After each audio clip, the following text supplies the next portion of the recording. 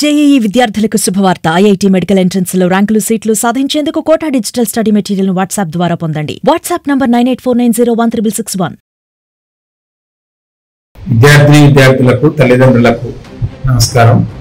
So ఈ సంవత్సరం జరిగిన నీట్ పరీక్ష గురించి చాలా మంది విద్యార్థులకు తల్లిదండ్రులకు చాలా రకాల అనుమానాలు అపోహలు చాలా ఉన్నాయి. కాబట్టి వాటి గురించి ఒక క్లారిటీ ఇవ్వడానికి వాళ్ళకి ఇన్ఫర్మేషన్ ఇవ్వడం జరుగుతూ ఉంది.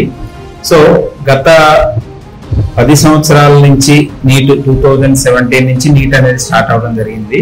సో అప్పటి నుంచి చూస్తే 2017, 18, 19 అంటే కోవిడ్ కి ముందు నీట్ ఎగ్జామ్ ప్యాటర్న్, మార్క్స్, విశ్లేషణ, అట్లానే 2020 నుంచి అంటే కోవిడ్ వచ్చిన తర్వాత 2024 వరకు జరిగిన ప్రశ్నాపత్రాలను చూస్తే, సో కోవిడ్ కి బిఫోర్ ప్రశ్నాపత్రాలన్నీ కూడా ఒక స్టాండర్డ్ లో ఉన్నాయి.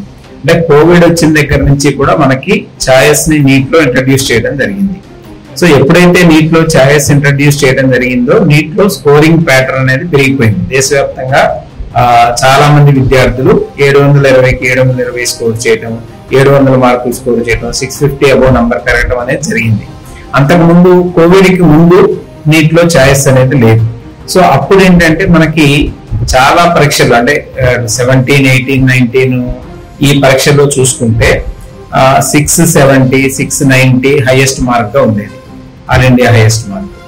సో అదే కోవిడ్ వచ్చిన తర్వాత 715, 720 అంటే ప్రతి సంవత్సరం 720 అవుట్ ఆఫ్ 720 రావడం జరుగుతూ ఉంది. ఒక 2022లో మాత్రం 715 హైయెస్ట్ మార్క్ ఉంది. సో అయితే ఎప్పుడైతే ఛాయిస్ ఇంట్రడ్యూస్ చేశారో అట్లానే ప్రశ్నాపత్రం కొంత ఈజీగా ఇవ్వడం జరిగిందో అప్పటి నుంచి మార్క్ స్కోరింగ్ అనేది బాగా పెరిగిపోయింది, విపరీతంగా పెరిగింది. అంటే ఇండియా మొత్తంగా చూస్తే 600 మార్కులు పైన వచ్చిన వాళ్ళ నంబర్ చాలా ఎక్కువగా ఉండడం జరిగింది. సో గత 4-5 సంవత్సరాల నుంచి ఇదే జరిగింది. అందులో 2024 నీట్ ప్రశ్నాపత్రం చాలా ఈజీగా ఉంది. అంటే ఇండియా వ్యాప్తంగా చూసుకుంటే 700 పైన మార్కులు స్కోర్ చేసిన విద్యార్థుల సంఖ్య 1500 పైన ఉంది. సో అంత ఈజీగా ఉంది. అంటే ఎయిమ్స్ లో సీట్ రావాలంటే 680 మార్క్స్ వస్తే గానీ సీట్ రాని పరిస్థితి.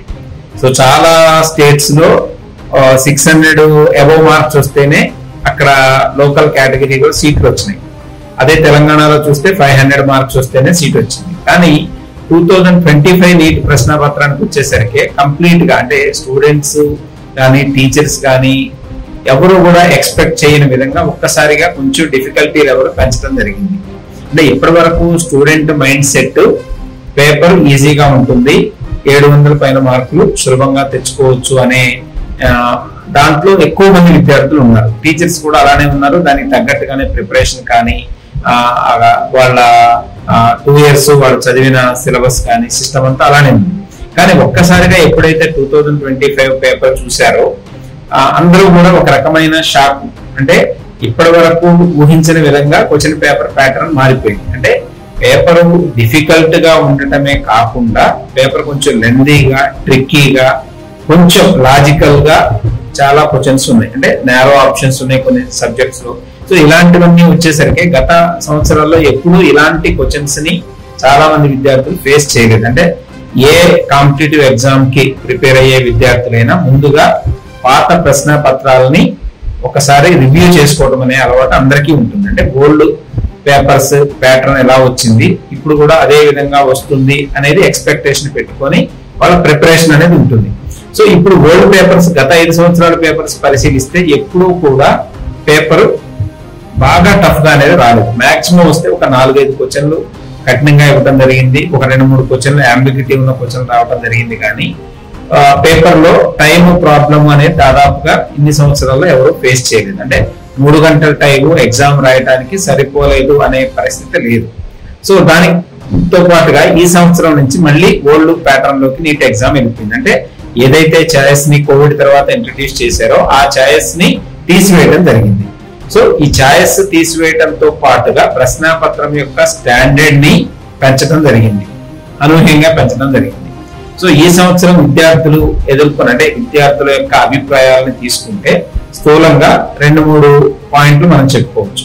సో బయాలజీ పేపర్ జనరల్ గా ఎప్పుడు కూడా మనకి ఆల్మోస్ట్ 45-50 minutes లో బాటనీ జువాలజీ పేపర్ కంప్లీట్ చేసేవాళ్ళు. అంటే మెజారిటీ అంటే అవుట్ ఆఫ్ 90 క్వశ్చన్స్ బయాలజీలో 85 అండ్ అబోవ్ క్వశ్చన్స్ ఈజీగా ఒక 45-50 మినిట్స్ లో రాసేవాళ్ళు. ఏదైనా డౌట్ ఉన్నవి కొంచెము అటు ఇటు అనిపించేవి కానీ అట్లాంటి 4-5 క్వశ్చన్స్ తర్వాత రివ్యూ చేసుకుని ఆన్సర్ చేయొచ్చు అనే విధంగా పేపర్ ఉండేది. కొంతమంది ఫస్ట్ అటెంప్ట్ లోనే 90 క్వశ్చన్స్ కూడా విత్ ఇన్ 45-50 మినిట్స్ లో ఆన్సర్ చేసే విధంగా ఎప్పుడు పేపర్స్ ఉన్నాయి. కానీ ఈ సంవత్సరం బయాలజీ పేపర్ లో కొంచెం ఆలోచించి రాయాల్సిన, అంటే కంప్లీట్ ఓన్లీ ఎన్సీఆర్టీ బేస్డ్ అనే కాకుండా కొంచెం అప్లికేషన్ ఓరియంటెడ్ క్వశ్చన్స్ ఇవ్వడం జరిగింది. బాటనీలో 2-3 క్వశ్చన్లు అలాంటివి ఉన్నాయి. జువాలజీలో అయితే ఒక 3-4 క్వశ్చన్స్ కొంచెం అంబిగిటీ ఉన్నాయి, కొంచెం నేరో ఆప్షన్స్ ఉన్నాయి, అప్లికేషన్ ఓరియంటెడ్ క్వశ్చన్స్ ఇవ్వడం జరిగింది. సో అక్కడ ఏంటంటే బయాలజీలో ఆల్మోస్ట్ 1 hour 10 minutes టైము ఈ సంవత్సరం చాలా మంది విద్యార్థులకు పట్టింది బయాలజీ ఆన్సర్ చేయడంలో. అది ఫస్ట్ పాయింట్. తర్వాత రెండోది ఏంటంటే కెమిస్ట్రీలో అప్పుడప్పుడు కొంచెం 2-3 క్వశ్చన్లు టఫ్ గానో అంబిగిటీ ఉన్నాయి రావడం గత సంవత్సరాల్లో కూడా జరిగింది.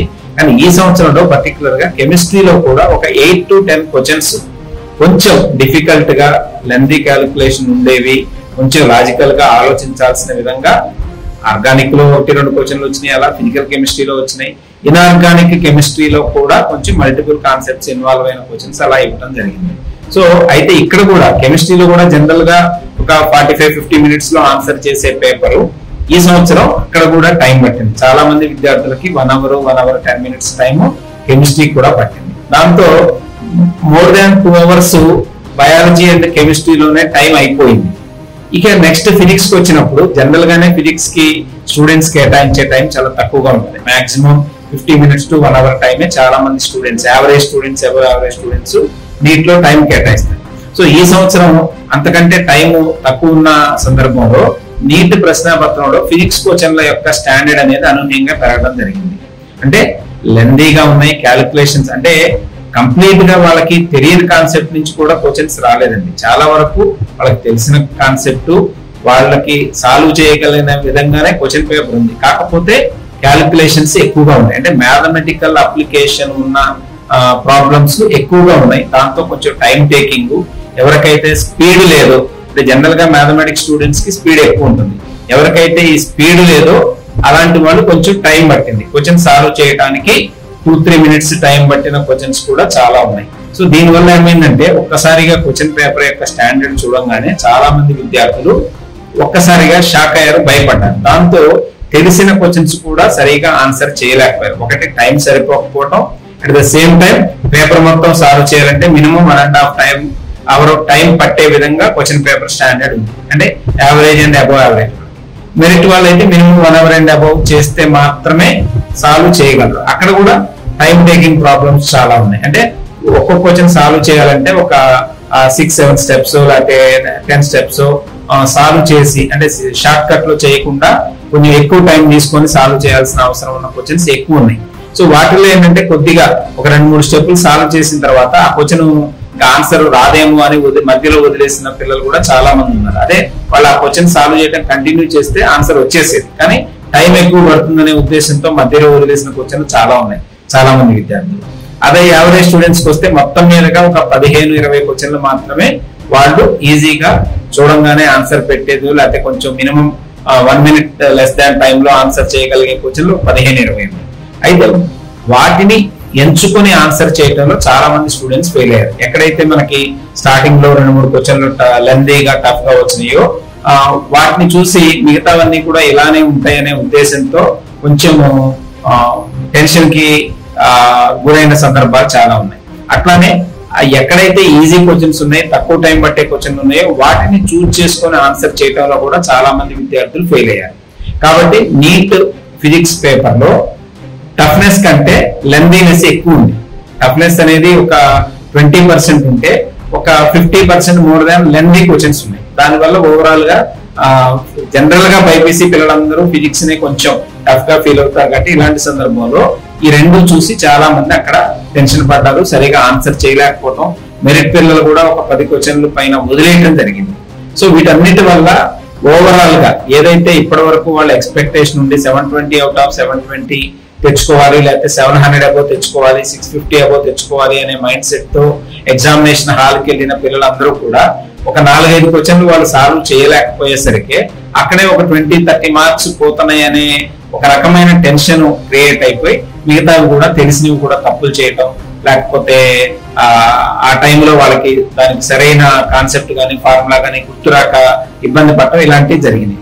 సో ఓవరాల్ గా చూస్తే ఈ సంవత్సరం ఈ ఇబ్బంది అనేది ఒక స్టేట్ లో ఉన్న ఒక స్టూడెంట్స్ కే కాకుండా, కొద్దిమంది స్టూడెంట్స్ కే కాకుండా ఇండియా వ్యాప్తంగా ఎక్కడ చదివిన స్టూడెంట్స్ అయినా ఎలాంటి టాపరు లేకపోతే యావరేజ్ బిలో యావరేజ్ అనేది సంబంధం లేకుండా ప్రతి ఒక్క స్టూడెంట్ ఈ సంవత్సరం పేపర్ ని చూసి ఇబ్బంది పడిన సందర్భాలే ఉన్నాయి. కాబట్టి ఈ సంవత్సరం అంటే ఎక్స్పెక్టెడ్ మార్కుల కంటే ప్రతి ఒక్క విద్యార్థికి బయటకు వచ్చిన తర్వాత చూసుకుంటే ఎక్స్పెక్టెడ్ మార్కులు 80 నుంచి 100, 120, 150 కూడా తగ్గిన సందర్భాలు కనబడతాయి వాళ్ళ స్కోర్ చూసుకుంటే, ఎక్స్పెక్టెడ్ స్కోర్. కాబట్టి ఏ విద్యార్థి కూడా దీని స్కోర్ చూసుకొని మీరు భయపడాల్సిన అవసరం లేదు. ఎందుకంటే ఈ డ్రాప్ అనేది దేశవ్యాప్తంగా అన్ని ఇన్స్టిట్యూట్స్ లో అందరి విద్యార్థులకి జరుగుతుంది. ఇదేదో ఒక్కళ్ళకి కొంతమందికి జరిగిన ఇది కాదు. కాబట్టి ప్రతి ఒక్క విద్యార్థి ధైర్యంగా, కాన్ఫిడెంట్ గా మీరు ఏదైతే రాశారో కరెక్ట్ అనుకుంటున్నారో ఆ స్కోర్ ని కాన్ఫిడెంట్ గా మీరు ఫీల్ అవ్వండి. ఎందుకంటే అందరి విద్యార్థులకి డ్రాప్ అనేది టాప్ టు బాటం కనబడుతుంది. కాబట్టి ఇంకా ఈ డ్రాప్ అనేది మెరిట్ విద్యార్థులు ఎక్కువగా ఉంది. ఎందుకంటే మెరిట్ విద్యార్థి ఫిజిక్స్ పేపర్ కూడా 100% సాల్వ్ చేయాలనే ఉద్దేశంతోనే ప్రిపేర్ అవుతారు. కాబట్టి అక్కడ ఇబ్బంది పడ్డారు. అదే యావరేజ్ స్టూడెంట్స్ కి వచ్చేసరికి ఫిజిక్స్ పేపర్ మొత్తం కూడా మామూలుగా ఈజీగా మోడరేట్ గా వచ్చినా కూడా వాళ్ళు మొత్తం ఫిజిక్స్ పేపర్ ని అటెంప్ట్ చేయాలనే ఉద్దేశంతో ఉండరు. కాబట్టి అలా చేయలేరు. కాబట్టి వాళ్ళకి తక్కువ ఇబ్బంది కలిగింది ఇందులో ఈ సంవత్సరం వచ్చిన పేపర్ ప్యాటర్న్ వల్ల. కాబట్టి ప్రతి ఒక్క రేంజ్ లో టాప్ టు బాటం అందరికీ కూడా మార్కులు ఒక 50 నుంచి 150 వరకు డ్రాప్ అనేది కనబడుతుంది. కాబట్టి సో ఇండియా వ్యాప్తంగా మీరు ఆల్ ఇండియా కోటాలో తీసుకున్నా, స్టేట్ కోటాలో తీసుకున్నా, లేకపోతే ఏ కేటగిరీలో రిజర్వేషన్ కేటగిరీలో తీసుకున్నా కూడా కట్ ఆఫ్ మార్క్ అనేది ఈ సంవత్సరం డెఫినెట్ గా తగ్గుతుంది. అందుకని ఎవరు కూడా దాని గురించి వర్రీ అవ్వాల్సిన అవసరం లేదు. ఎప్పుడైతే మీకు ఓఎంఆర్ ని వెబ్సైట్ లో పెట్టి మీరు మీకు వచ్చిన మార్కుల్ని కరెక్ట్ గా గెస్ చేసుకుంటారో అప్పటి వరకు అసలు ఆందోళన చెందాల్సిన అవసరం లేదు. సో లాస్ట్ ఇయర్ మనం చూస్తే 680 పైన వస్తే ఎయిమ్స్ లో సీట్ వచ్చింది. ఇండియాలో మనకి ఏ స్టేట్ లో ఉన్న ఎయిమ్స్ అయినా top to bottom A AIIMS అయినా సరే 680 అండ్ అబోవ్ వస్తేనే ఎయిమ్స్ లో సీట్ వచ్చింది. కానీ ఈ సంవత్సరం మార్కుల సరళ చూస్తే 600 మార్క్స్ వరకు కూడా ఎయిమ్స్ లో సీట్ వచ్చే అవకాశం ఉంది. అంటే